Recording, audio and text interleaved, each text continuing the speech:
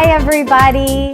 Thank you so much for coming. Kansas City, you rock. I'm from St. Louis, so I always love coming here, and I appreciate that. So my name's Allison Neerman. I'm actually the CEO and founder of Tilly Workforce Solutions and the creator of the Path Forward. We have these events in the St. Louis area. And I was so excited when they asked me to come here. First, I just want to say thank you to our sponsors, this beautiful space, Novella Brand House. I'm already going to mess it up. You say Zakia and AAA Rentals. I really appreciate it. Can't do these without our wonderful sponsors. So like I said, I started these in St. Louis, and I've had the privilege of interviewing and speaking to thousands of people in my life, my career of just navigating people's careers and attaching them to companies. And something that I've really heard over the years is that some of us early in our career were blessed enough to have like an amazing mentor or somebody helped them with their path. Majority of people did not. And so they fall into roles that they're not quite sure how to be new managers or leaders. And they have an end goal in mind, but they're not quite sure how to get there. So last year I was interviewed, or a few years ago, I was interviewed about my business and what makes it successful and what goals do we set every day and kind of what do we do to make sure we're meeting those goals. And he kept using the word path. What is the path that you take? What is the path that you take? And because my brain works in acronyms so that I remember things, I came up with the formula of PATH, which is our purpose, actions, talents, and helping.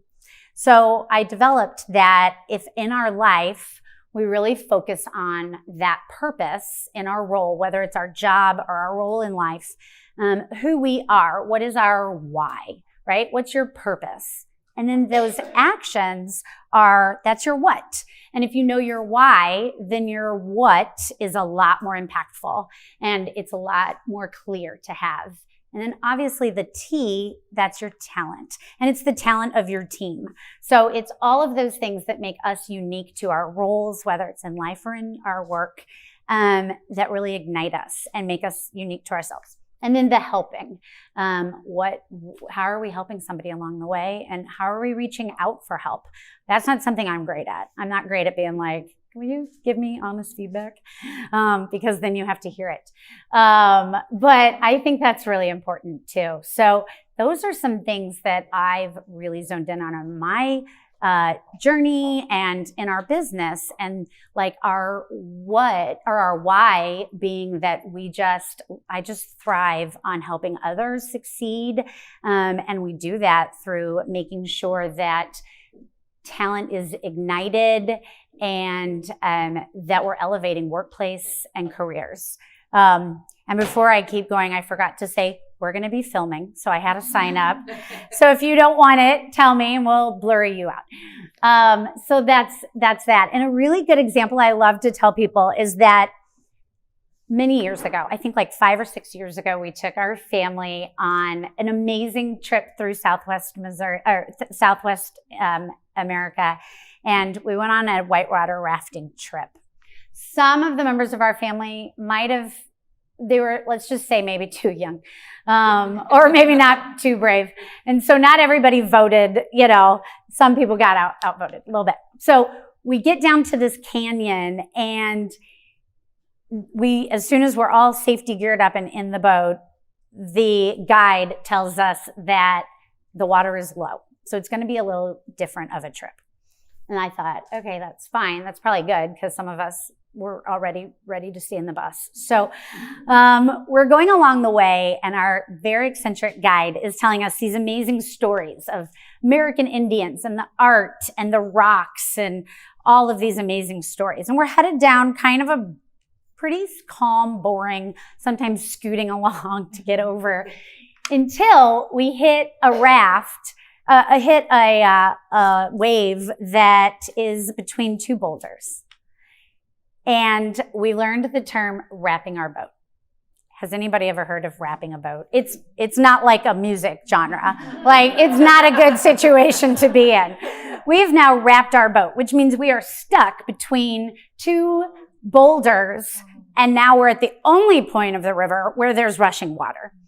And so we are in this boat, and the like order of which we're going to leave is the guide, my husband, because he's the biggest, so we're going to relieve it. And then it was like one kid, me, next kid. So husband leaves. Our third, the one who, voted not to be there, at this point is like every man for themselves. She is now climbing over everybody up to safety. She's done, right? She's like, I'm out. And I turn around to see that like the other two are, water is rising, right? And so we quickly get there. We have to climb down to find our boat back down the river, and we get, back to safety. When we're in the bus, the guide tells everybody, don't forget to leave a Yelp review and a Google review. And I was like, we literally almost died. Like, what is happening? And he's bragging to his friends that not only has he wrapped a boat for the first time ever, he just rescued us all. I mean, I think my kids kind of rescued themselves. But what was funny about that is that the more I thought about it, I mean, they delivered on what they promised. Their purpose was to give lasting memories by calling, listening to the call of adventure. And I was like, all right, that was their purpose. And their what was to do it through, rafting and biking. They do all these things. And in that moment, he ignited all of his talents. I mean, he was a storyteller, a rescuer, a guide. He's telling my son, not to hit him with the paddle every 5 minutes. And then, thankfully, he was helping us, and we were helping ourselves.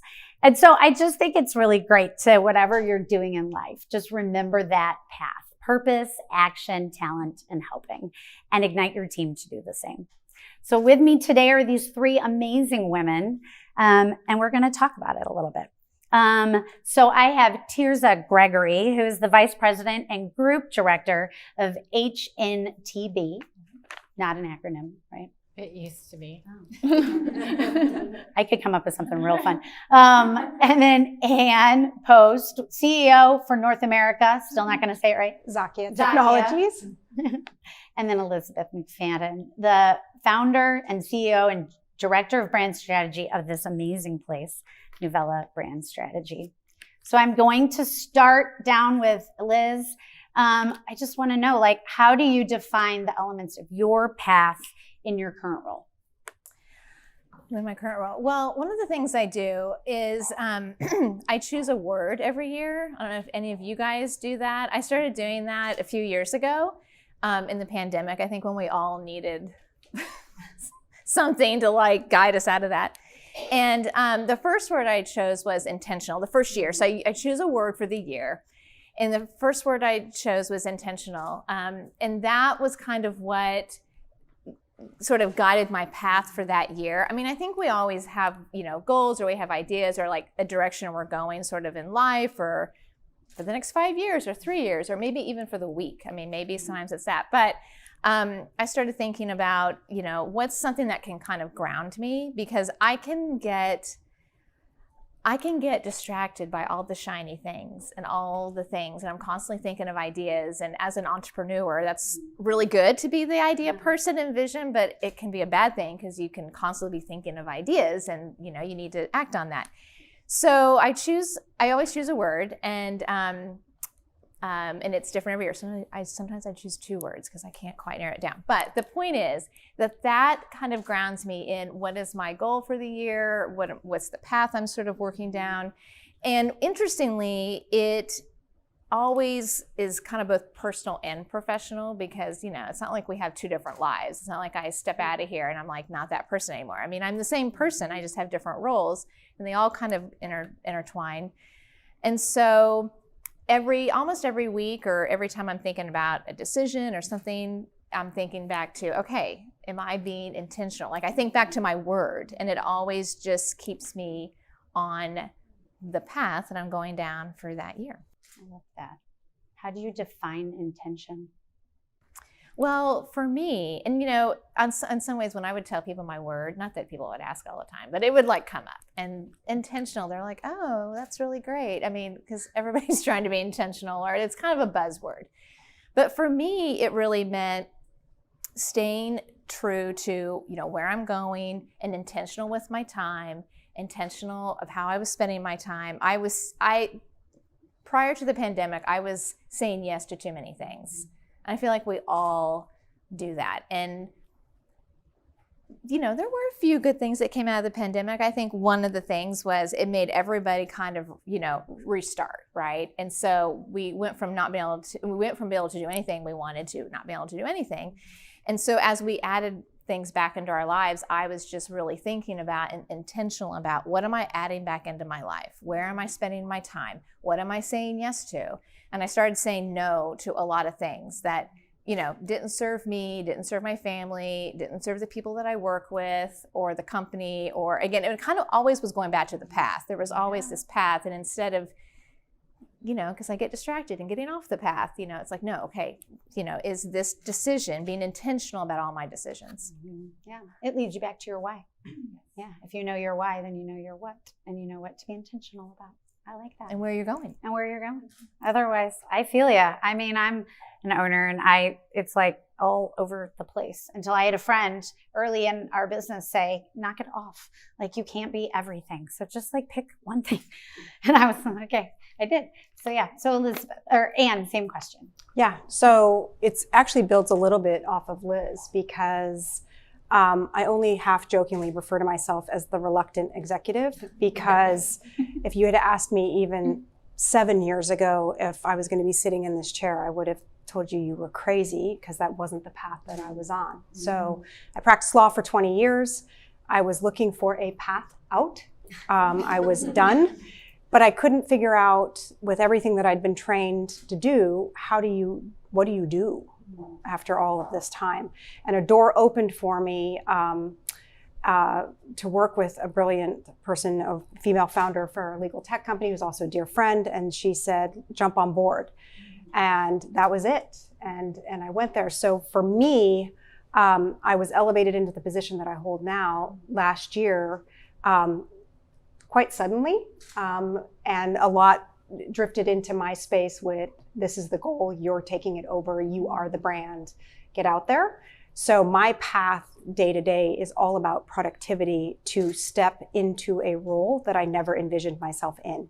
And so it is about, how do I present to my team, stability, productivity, and to keep focused every single day on what we're trying to achieve, which is to build this company in this region in North America, which is what I'm responsible for. So taking that very seriously and doing everything that I need to do on a daily basis to make sure that I'm helping my team succeed, because that's the only way forward for the company. If you were called into that role, did you ever feel like imposter syndrome? 100%. Yeah. So I can see Kathleen sitting out here. I had this conversation with her. She's a fabulous executive coach. It is something that haunts me daily, which is, why is everybody wanting to talk to me?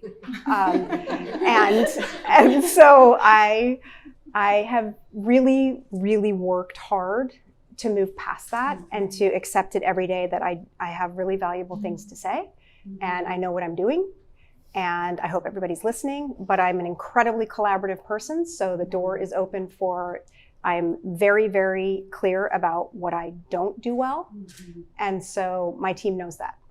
So they know they will automatically now recognize it and say, do you need help with that? Yes, I do. So, or they'll say, you do. Yes, I do need help. I always found too, somebody once told me that, before you can grow in confidence, you first have to be vulnerable, and then have courage, and then it comes confidence. You never walk into a new space at least I don't. You don't just walk into a new space like full of confidence, or a new conversation or a new role full of confidence. So you have to have that sort of vulnerability, and then the courage, and then the confidence. So yeah. It's about authenticity, being authentic, and being really clear about that, that your team recognizes it. What you see is what you get with me. And it's very truthful. And last thing, and then I can't wait to hear from Tirza, but You know, it's that thing that you focus on, right? There's that story about the skier going through the snow, going through the woods.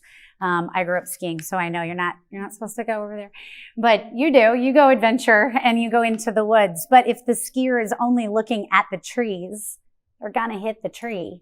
If they're looking at their path to, you know, out to the regular slope, then that's what you're gonna do. So I think a lot of times, you know, when we have that imposter syndrome, you have to refocus your mindset to like the positive and what you want to see, what you want others to see, you know, so that you can have that confidence. So yeah. So same question to you. You know, what are the elements of your path? I'm learning some new elements in my path right now. I'm like taking mental notes, but you know, the P in path is purpose, and I was thinking about that's my why. I always say it's my why is I'm an engineer. I do structural engineering. And now I lead a group of 90 people who do structural engineering. And growing up, I always felt like as a girl, I needed to break down stereotypes all the time. It was just, I played basketball and I did, you know, whatever girls were not doing, I was doing it. And so when I heard about engineering, I was like, yes, I'm doing that because I don't see girls doing it. And so that drove me to become an engineer. But then when I was actually practicing as an engineer, I kind of didn't know what my next why was. I'm like, I broke that barrier. What am I doing besides designing bridges, which is pretty cool. And important. Thank you. But, you know, I had all these other talents and skills that weren't related to the technical things I was doing. And it wasn't until somebody approached me. There was some changes going on in our firm and leadership changes, and we're looking for someone to lead the group. And he approached me and he said, you know, I just want to ask you, who do you think you would recommend to lead our group? And I started naming off all these other people, not myself. And he said, well, what about you? And I thought, oh, I hadn't seen myself in that way. And he had to show me, you know, slowly. It was a long period of counseling me on why he saw that in me, and I hadn't been seeing it. But once I accepted that advice and I said yes to the role, I realized suddenly my job was now aligned with my real talents. And I wasn't really cut out to be a number cruncher. It was just, I did it, but it wasn't my thing. And, but working with people and helping other women, as you know, like I've found my intent, my purpose is to show women and men that there's another way to lead. There's different ways to lead, especially in an industry that is so male dominated, that you don't have to be this big shot ego technical, you know, I designed bridges that cross the Mississippi River, that, you know, that kind of like, that's who was leading before me. But now it's like, I'm a leader who puts my people first. I'm a good listener. I collaborate. I build connections. I was thinking my word is probably connection. I'm always looking, you know, to connect to people to find out what is their why and how can I help with that. And, you know, it was that whole aligning with my talents. All of a sudden, people are asking, I was like totally relating to you, like suddenly people wanted my opinions. They want me on a panel, you know, it's like, and I have to reflect back, why is that happening now? You know, before I was just under the radar. And I think it's because of that alignment with where I was, you know, the types of things that I do well, I get to do them every day now. And it's, you know, just making sure that barriers are removed for other people now. And I have intention around focusing on women and people of color, because I'm a woman of color, and I want to make sure that I am always looking back and saying, I know what the obstacles are. I'm gonna, you know, I can see it happening to other people, and I can help. So anyway, so I'm always helping. But last age is like the whole day is just helping. And the talents really were just the you know, the collaborative nature that I already bring to the table. And I'm a good listener and I'm empathetic. Sometimes I might be a little too empathetic where I'm like, does it say counselor above my door? I don't think so. Make sure we take that down. But I think that when people see that you see them and you want the best for them and you're doing everything in your power to ensure their success, they start to trust you. And that's when like the stereotypes start to go away, because then they're like, oh, someone like her really is helping me. Instead of just leading me, she's listening to me and she's asking me for my ideas and developing me into a leader instead of just taking charge. So I think that's well, and I love that you know, I heard recently about your why, and it's like, what can you give? And not always what can I get, but it's like, what can I give? So if you're leading by listening, you know, you're that giver, and by leading, it's like, follow me, but I'm also going to lead with you. That's awesome. If you wouldn't have had that gentleman advocate for you, do you think you'd be where you are? Such a good question. I would hope so. I would hope somebody else would have kind of kicked me into the right alignment. Here we go. But he was somebody that I really trusted. Their opinion I respected a lot in my firm. And so, and he had developed a lot of other leaders that I respected. So I trusted that he was seeing something I wasn't. And I was putting up barriers and he was removing them for me as we walked through that whole process. So I would hope so, but I don't know. And I tell him every time I see him that he's the reason why. So.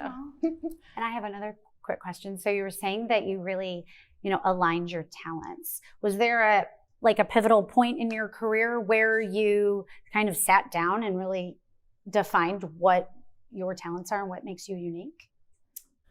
I think I kind of already knew what they were, but I lacked confidence in those, in myself, to see that those skills were important. Because when you're in an engineering or a technical field, listening, collaborating, empathizing, all those things, those soft skills, I think they're harder skills, but soft skills are diminished as not as important. At least it used to be that way when I first started my career.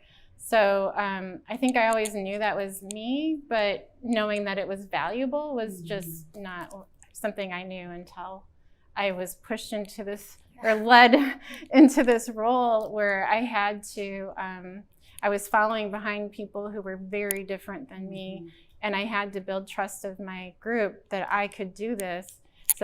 And you can't be somebody else. You have to be authentic. I love that you said that. You have to be authentic if you're going to lead people, because they will see right through that, and then they won't trust you. So I know what I'm not good at, and I surround myself with those people who are really good at it, and just stay aligned with what I am good at. Yeah. So I think you've all kind of said this. So, you know, you were just talking about your career path. So we'll start back with Liz. Like, did you design your own career path early on? And if so, what did you kind of focus on that led you to where you are? Okay, if we're gonna really go back, Let's go back. Let's go back. Okay, so when I started college, I thought I wanted to be an attorney. Look at Dan. And but pretty quickly, I went from that to, I want to work at an ad agency, as if those two are really closely aligned. But anyway, that's so. But I went to Missouri State, and really most of the people that did advertising were in marketing, and you had to do some serious math to graduate from the business school. And I'm like, I can't do that. So I, know what you're good at, know what you're not good at. So I went into, I got a communications and a journalism degree, which actually honestly turned out to be the best, because I learned to be a really good writer. And that's an important part of what I do. And so, but I didn't necessarily want to go into journalism. I still wanted to be at an ad agency, right? So I just started figuring out, okay, well, what do I need to do? I mean, this degree is great. It's going to help me get a job. but it's not going to get me a job just on that degree. What is the next step? So I went to this little ad agency in Springfield, Missouri called Young and Company. And I said, hi, I'll work for you for free. I just want to work here. And they're like, sure. And so then why wouldn't you? So I started working there, and pretty quickly they realized like, oh, we actually could like utilize this person. And so the owner of the company took me under his wing and was quickly taking me to client things and like really working on real projects. And so then fast forward, I graduate and I apply for a job at Valentine Radford, which at the time was a really large ad agency here in Kansas City. And I remember calling Mr. Young and I was like, so I have this interview with Valentine Radford. Have you heard of them? And he, of course, laughed. And he was like, yeah, I've heard of them. So he kind of helped me, you know, like get ready. And then I got the job as a print buyer. I mean, that job doesn't even exist anymore. Kat, you're laughing, you know. I mean, it doesn't exist anymore. And it wasn't really the job I wanted, but it was the step in the door. And I feel like that's always what I was looking for. It was like, okay, what kind of experience do I need to get? What do I need to learn? I think that's the biggest thing. It was like, what do I need to learn?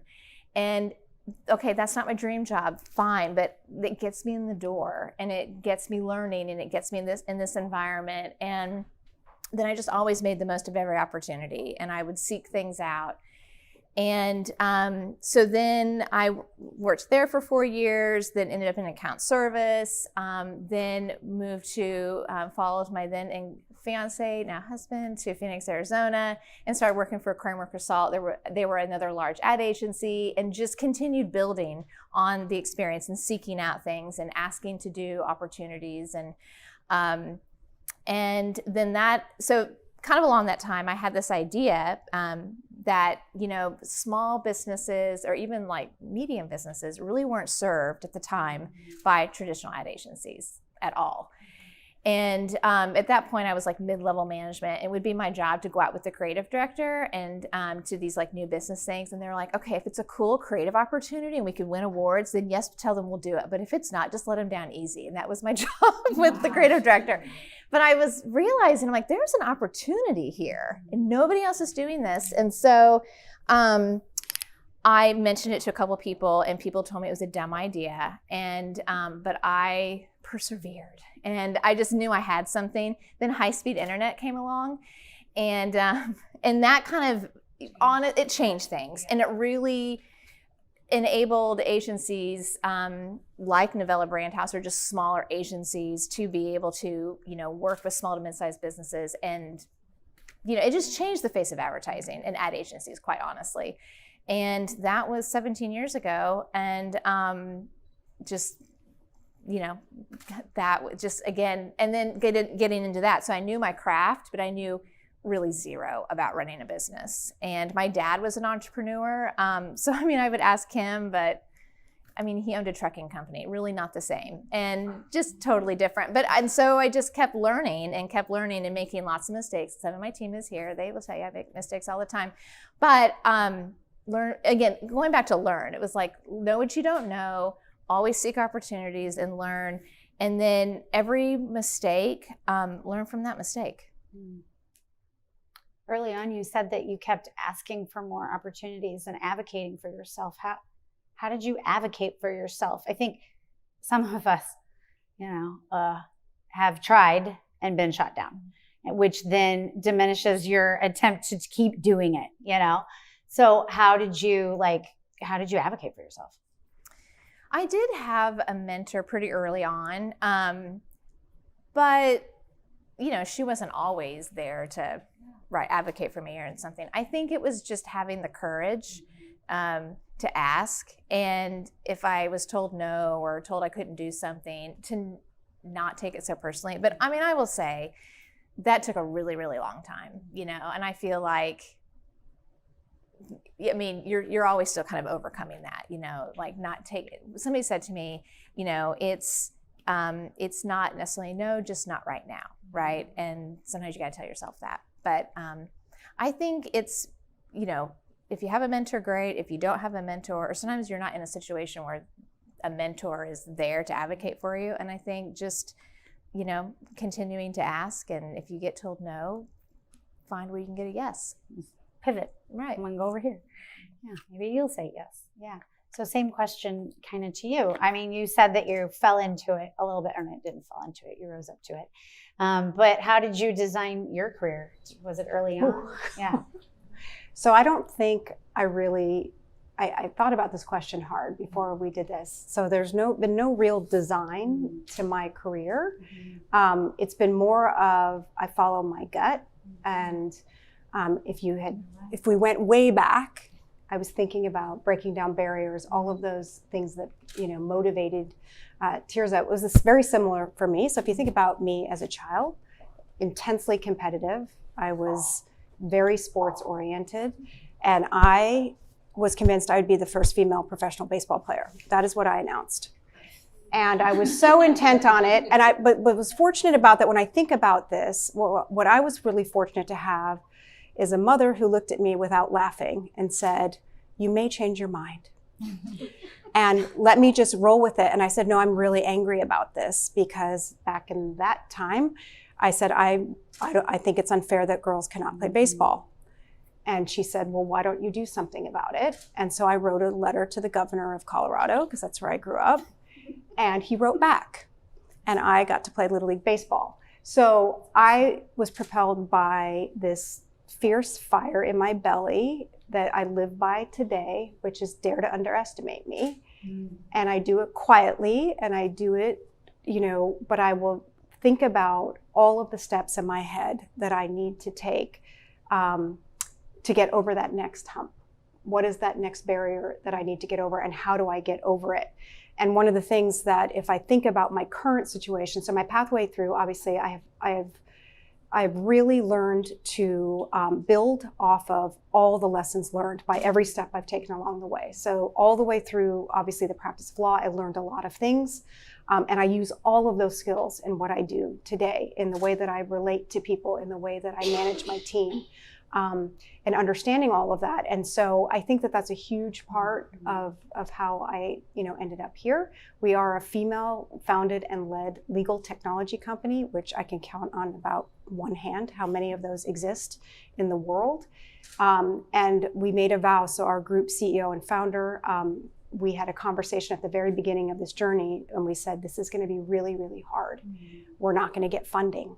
People are not going to take us seriously. We're going to have to fight for everything we did. And we said, let's do it. And I said, because no one will outwork. We made a vow, okay? No one will outwork us, and we will get there. And so that has driven this passion to get to the next step. And that drives everything that we do and everything that I do every day. I wake up every morning figuring out, how can I build that passion in my own team? How do you make that contagious, right? The passion that you have. And I think that empathy and all of those things plays a huge role in it. Yeah. Are you intentional about learning from your mistakes? Like, do you have a practice that you have, or? Well, very intentional, right? I will know, look at it, and I will know exactly not to repeat that. And I'm also very clear and very honest, with my team around taking responsibility for it. That's a huge thing that we do within our organization. I own it. There's never any pushing off on anybody. I absolutely hate that. One of the things that I will tell you that was very intentional that I learned along the way, and it was through the experiences of, as a woman and as a young associate in a firm, being told how I needed to talk, and being told how I needed to ask certain questions. And it was an aggressive way. It was a tone that is not natural for me. And I made a promise to myself at that point in my career that I would never lose my voice again. That I had to find my own voice, because I knew how to be successful being me. And so, but none of them were going to let me do it. And that's what led me to have my own firm for years, because I said, I have to be me, and I have to communicate with people the way I want to communicate. So I spend an enormous amount of time talking to other women about that, of find your voice and never give it away. And figure out how to be successful with that. But I do that with everybody on my team, which is I study them really hard. I'm a big observer, and I study them really hard, and I know how they work, and I know how they're successful. And I really, really resist every day using terms like, well, I would have done this. They're not me. Yeah. If they were me, they'd be sitting here. They're not me, they're them. So I would say, how do you want to say that? And maybe then offer tips of, have you thought about this? And thinking that's how I would have done it. But we're It's going probably to the lead you right there. words, but I'm going to lead you there so that it's your voice. And that has driven real progress in development of the team for them to understand, you know, how they need to get to the next step. Yeah, that's awesome. I like that. It's the same question. I mean, you kind of talked about it a little bit, but like, did you design it, you know, and what did you focus on most to get you to where you are? Yeah, as kinda I touched on alluded it, to yeah. before, I had a vision for the principles I wanted to live by, but not necessarily the path for my career, because there wasn't really someone ahead of me showing me a clear path. But as I look back, you know, it's like I've learned so many things from the experiences I've had, even though it wasn't intentional, you know, step by step to where I am. It was as if the universe was kind of guiding me through some lessons that I was going to need as I got to this place. And I look back and I think, wow, it would have been good to be more intentional and like maybe pay more attention to some of the things that were happening around me at that time. Learn a little more than, you know, if you're intentional, you might learn a little more. But I think it's important to also just recognize that everything that, even if it feels like it was a distraction from your career, you've learned something, you've gained some skills or some perspective or you know, knowledge along the way that you can use, or you've made some, you know, gained some relationships with people. I look back on some of the stuff that I was doing in my 20s in my career, and I've been at the same firm this whole time. So like, I don't have all this exciting, like I did this and that. I was doing the same thing all the time, but I did some volunteer work to meet people. I was new to Kansas City when I came here, and so I was trying to just get out and meet people. And those people that I ended up doing those things with are now leading this practice in my firm and this thing in my firm. I mean, I'm like, wow, my network's cool. Like, they're all doing really cool stuff. And I was just hanging out with them, doing some, you know, some stuff in the high schools with them when we were in the 20s. So, or like, I'm into sports, like I said, and when I got here, I was doing Corporate Challenge, or some of you might do that. And it's just a sporting event. Yeah, you guys don't have it in St. Louis. It's a sporting event. I got to come to Kansas City again. Yeah, we have all the good stuff. I mean, St. Louis is cool too, Tamara. Yeah. It's a charity fundraiser that we have every year where companies pay to be involved in this corporate Olympics, basically. And I met so many people doing that, having fun playing some sports, like reliving the glory days. But then I look back and I'm like, oh, those were really good, like, relationships, connections that I made there. Well, that was good. I didn't do that with that intention in mind. But now I look back and I'm very grateful for those, having met those people where I wouldn't have met them in my daily activities otherwise. So definitely didn't design my career path, but I do think there's other forces at play that get you where you need to be in every step of the way. And as long as you, like, there was a time period where I was working out in the field in construction, and definitely not my career path. It was just awful for me. I look at those people, I'm like, I don't know how you do what you do, but I was out in the field for about a year, and I hated it. But I look back and I'm so grateful for that experience, because I was 23 and I looked like I was 16. And these construction guys were these old rough, I had to learn to have a voice. And so out there you have to speak with confidence and authority, or else they're not, and they still wanted to not listen to me because I looked like I was a teenager. And they would ask me, do you have a high school diploma? Yes, I graduated college. But anyway, it was a good experience. So what I tell people, young people that I'm mentoring, like, look at every opportunity as something, you can get something out of it. But unlike me, maybe choose those things that you see as bringing to your life the people or the skills that you're looking for to get you where you want to go. So I didn't do that, but I think I ended up with some good lessons and friends and being in the way. Back to intention. Being intentional about the circles that you build, Right. because there's plenty of groups where you can just hang out or whatever. But I think if you're intentional about giving and receiving. Yeah. And I think always be yourself and authentic, because those people you meet in these random circumstances will remember who you were and how you treated them, and whether or not you end up connecting with them later on in life, but they may come back and be one of your biggest champions later. You don't know. So, I mean, what I would add on to that is, I mean, you could be on a very clear path, but like, things happen, life happens, right? So you don't know who you might meet who's going to become very influential or important later. But even aside from that, it's like just always building relationships and authentic relationships. I mean, I'm looking at Jill. Jill, you've been in my life a long time, but we met as like parents, as moms. Yeah. And but you still are, right? Like, and we still are. Right? We still are. You said that past tense. I was like, do we need to have a different conversation? Yeah. Mom, though. Yeah. But then, later, you got me into a program that proved really, I mean, it was life-changing for me. And so anyway, it's like just developing, like never thinking about what's this person going to do for me, right? Not thinking that, just building a real connection and a real relationship. And it's, you may never get something out of that per se, but you might be able to help them, and that's just as impactful. Yeah. Can I just add to this? Yeah.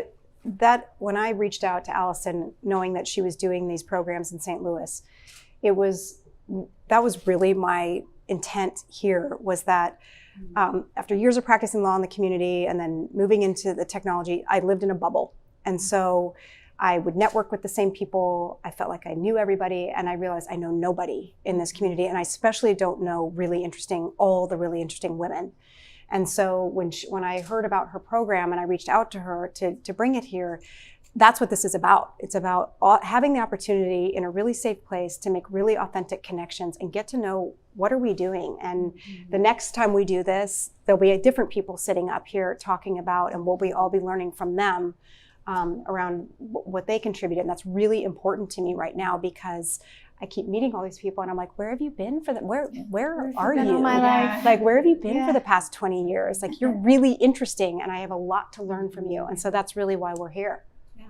Well, and I think it's interesting because I don't know about everybody else, but when I started in my career, I had some amazing women mentors as well, but I also had a lot of, you're my competition, even though I'm your boss, And so now I think there's a shift, thank the Lord, that there's a shift that women are empowering one another. And we do want to make those authentic connections to help one another. And I think we just have to keep that fire going, because I don't remember the amazing quote, but it's like all the rising tide lifts all ships. Yeah. Like, I think we're at that place now where we're all kind of in that. So we just have to continue to be like authentic and very intentional about connecting, and then continuing, which, we were talking about this in St. Louis. People are asking, well, what's next?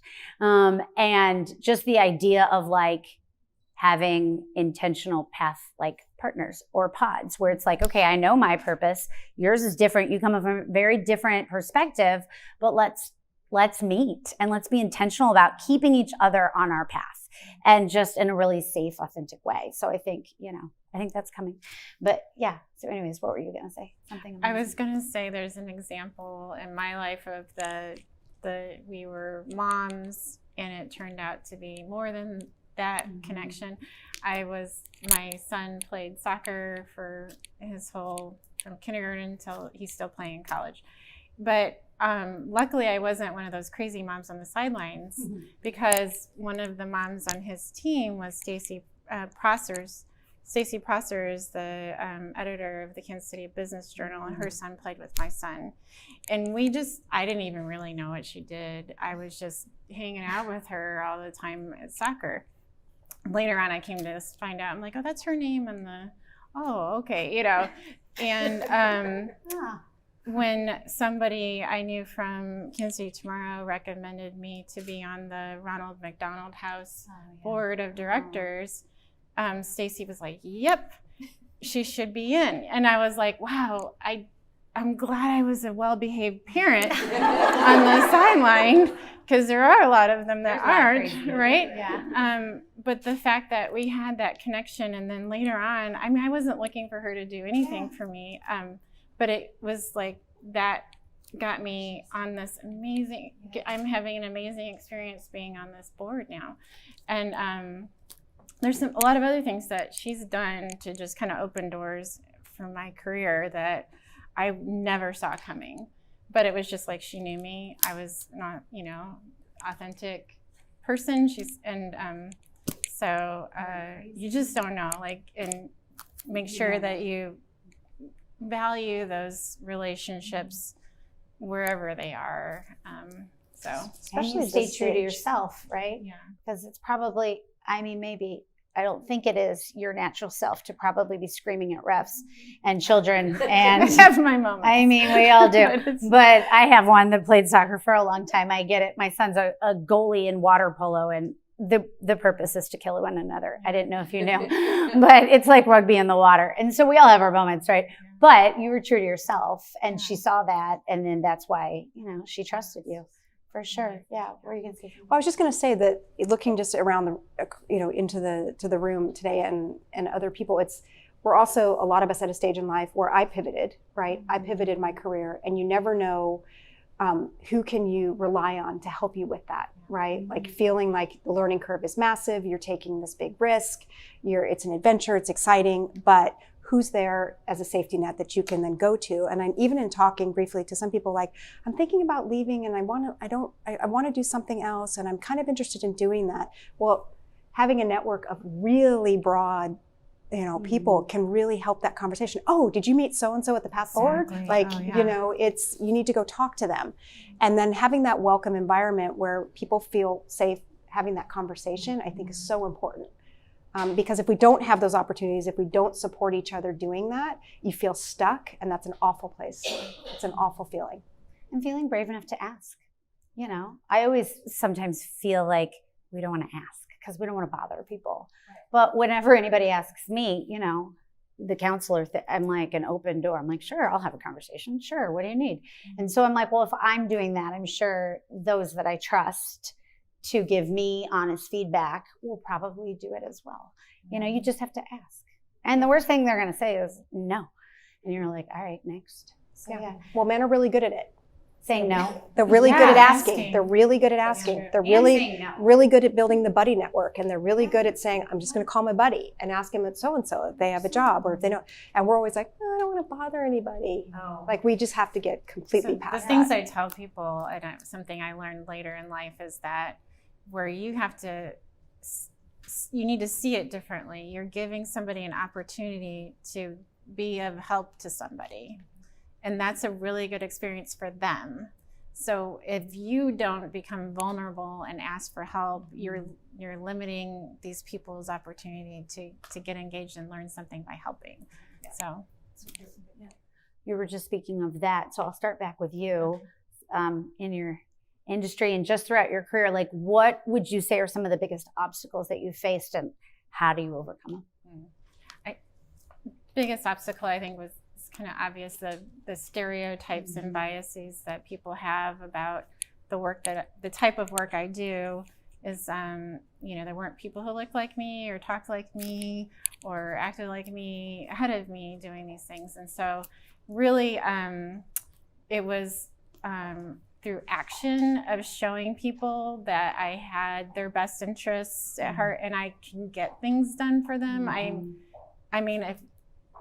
I think what my staff has learned over the last several years of me leading is that women get blank done. You know, like we don't hesitate when people need something. We jump in and we do it. Whether or not it's like, I tell people, you need me to take the trash out? I'm gonna, if that's getting in your way of being, getting your work done, let me just take the trash out. Like, it doesn't matter what it is, if it's like offering, and that's how I built trust with my staff. And so when you start to do that, those stereotypes, start to fall, and they go, oh, I hadn't had a supervisor or leader show me how effective that kind of person can be in a leadership role, but now I see it. And so now people are like, don't ever leave this job because we don't want someone else. And I'm like, I'm going to have to leave at some point, but like, I'm glad to hear that they see it as I'm caring for their careers now. And I take it personally. I'm not just like it's all business. So so I think you do more that than was just the biggest take out the trash. You pay it forward. Yeah. Whatever they need. So I'll ask you guys the same question. Yeah, I think for me, it was an adjustment from going from a mindset as a practicing lawyer of being insanely methodical. We're taught perfection. Anything less is not accepted. You can't make mistakes effectively. It's not there, to a very high paced startup environment where I had to completely get past and accept the notion of done is better than perfect. And just lean into that in order to, you make decisions, you move, And I'm like, the comma's missing, and like I'm driving, did anybody see that? It went out and there's not a period at the end of that sentence. And just being able to accept that and move forward. And it's actually really helped me with other parts of my life. I'm like, it's good enough. It's good. We're good. And it's fine. And that's been a huge obstacle for me, but it's been one that once I've gotten past it, the speed at which I can work effectively, it's all about being effective, has increased dramatically. That's funny. My husband's like that. I read my emails, I put it through Grammarly, I reread it, it's insane. And then I send it and then I question it and I'm like, stop it. I'm over it, but a few years ago, and my husband will send emails that I don't even think make sense, Like, I'm like, you wrote that, you sent that? And he's like, yeah, and they responded and we had a great conversation and I landed the deal. And I'm like, okay. It's like, maybe I'll stop using Grammarly. Yeah. So anyways, what's your biggest obstacle? I think as an entrepreneur, by nature, you're creating something that doesn't exist and you're building on something that doesn't exist. And so I said earlier, I knew my craft, but I really did not know about running a business, starting a business, scaling a business, hiring employees, and what does that look like, and accounting and finances, and all the things. So, in every stage of business, you're constantly running into new obstacles. And even if you get it all figured out, then something random happens, like a pandemic or something that nobody's dealt with before. But I always would ask for help when I needed it and sought out the help, and then remembered that I didn't get here by myself. I definitely did not do it all by myself. And because people helped me along the way, and even when they didn't realize they were helping me, sometimes it was just support, or sometimes just listening to me to work out a problem. But so on the flip side, I always try to, if somebody calls me and they're like, I'm starting a business, can I get coffee with you?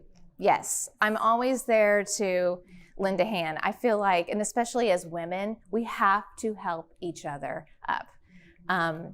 I remember my mom telling me, and this is like one of those days we were like riding in the car someplace, and I was a teenager, and she was like talking, and she said, women cannot put another woman down. She's like, men do that to women all the time, but we have to help each other. And so I think I still hear that, and but then just in general, it's like I had so much help getting here, and so I always pay that forward, and try to be there for somebody else when they have an obstacle. That's awesome. Yeah. And Well, I don't even know how to build off that.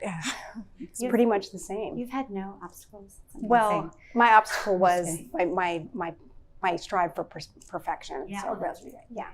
That's awesome. Yeah. So before we open it up, do you guys have any final like thoughts about your career or what you would tell your younger self? I'll just open it up. I mean, I would definitely tell my younger self to relax, be yourself. Don't try to, mimic the, other engineers around you. Just be yourself and it'll be okay. And then pay attention to the lessons that you're getting along the way. And I would also say you don't have more time than you do now. You'll never have more time than you do now to do things, to enjoy the city or to meet new people. So that would be good advice too. I'd probably be less stubborn than I was when I was young. I feel like I've always been this receptive to new ideas. Well, I don't think that was true. I think there was a point where you felt like to be confident, you had to know everything. And I would tell myself to chill out with that a bit, to be more open. Stop proving. Stop proving. Stop proving all the time. Yeah. I would tell my younger self, take that gap year. You don't have to go out and run out and get your first job. You don't have to be so career driven. But I also think that translates to where anybody might be in their career or life now. I mean, yes, you can have a plan and you can have a vision, but and you might get there really fast and you might not. It might take you a long time, it might not. Your path might look different, it might change, and that's okay. And I think remember to have fun along the way. Here's the thing, don't be so like, this is my plan, I have to stay on my plan, this is my track, and miss out on opportunities and fun. Sometimes you just gotta have a little fun. And with the fun, you find the connections. Yes. Sometimes, Yes. Yeah. And probably new opportunities. There you go. Yeah. Yeah. Thank you, guys. So does anybody have any questions for anybody? Everybody calm down. Do you want me to plant some in the audience?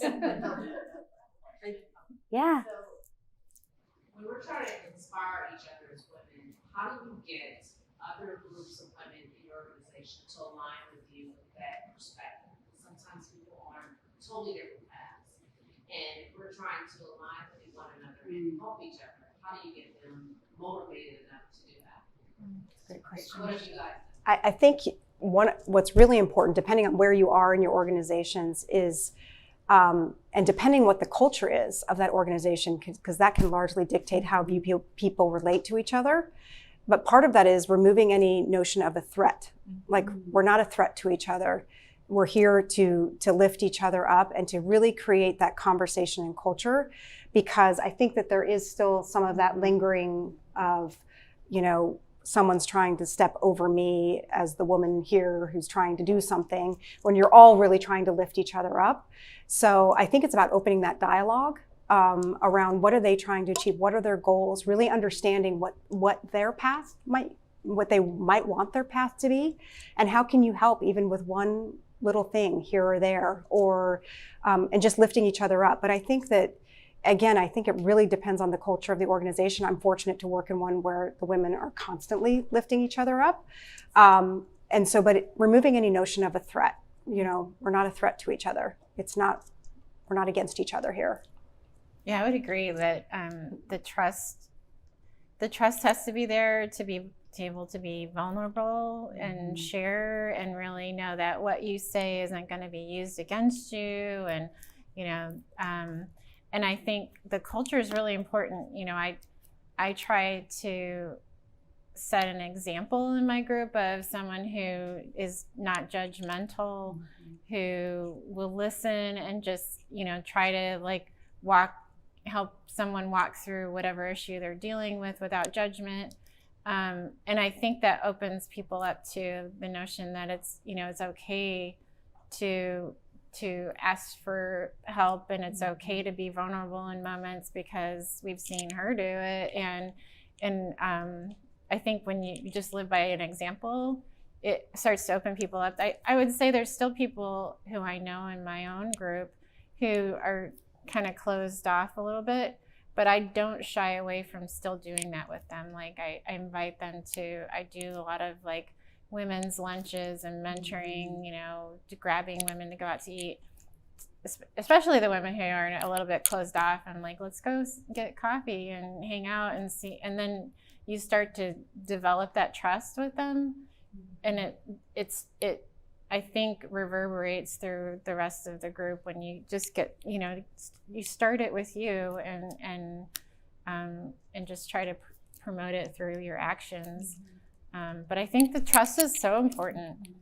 You can't backbite. You have to always, you know, live with integrity so that the culture can follow you in that direction. I always tell people that, you know, when you break trust, it's like putting ink in a cup of water. And then if you're trying to regain trust, it's like trying to get the ink out of the water. It's so hard to get back. So don't do the first thing. You know, don't break the trust. Like it should be forefront in your mind always to do that. But I think it's also important to reach out to women who are super shy. Right. You know, a lot of times I go to events and there's that person kind of cowering in the corner. And, you know, I've made so many contacts and friends and business friends, you know, by just going up to that person and saying, hey, what's your name and what do you do? So those are the people I look for every time I'm in a big room, is the people. Because it's hard for me. I'm an introvert, and so it's an energy drain to like do all. I like it, but it's still an energy drain, and so I know the feeling. And I read a book. I love to read self-help books and leadership books all the time. And I don't remember which book it was, but they were talking about like, if you feel uncomfortable when you walk into a room, look for the people who are standing by the wall, because they'll be so thankful that you come to talk to them in that moment. And so those are the most receptive people in that moment to talk to you. So I always do that. And the people who are like super closed, like I was saying, and shy in my own group, sometimes it's because it's hard in the bigger environment. So to be open. So that's why I'm like, well, you know, let's go grab lunch. And I've always found that the conversations go on and they're great at in those moments. So, and I think in a team environment too, like to meet people where they are and to start meetings that, you know, when you're all working towards the same goal, like if you're the leader, to just ask, like, what is your understanding of XYZ, the goal, the task, whatever. And then you know that if we're all on the same page or not, you know, I think that's important. And then that kind of builds that trust. Yeah. Or are you going to say? Well, I was going to say, like you were like, how do we get people to, and like, how do we inspire each other? One of the things that I get a lot of inspiration from are people's stories or just their experiences. And so, you know, getting people to talk about, you know, any sort of experience, and you can even kind of pick a topic, or it's like shared experiences or something. I went to a networking event recently where they split us off, I think, into groups of like 3, and they said, find 3 common things amongst each other.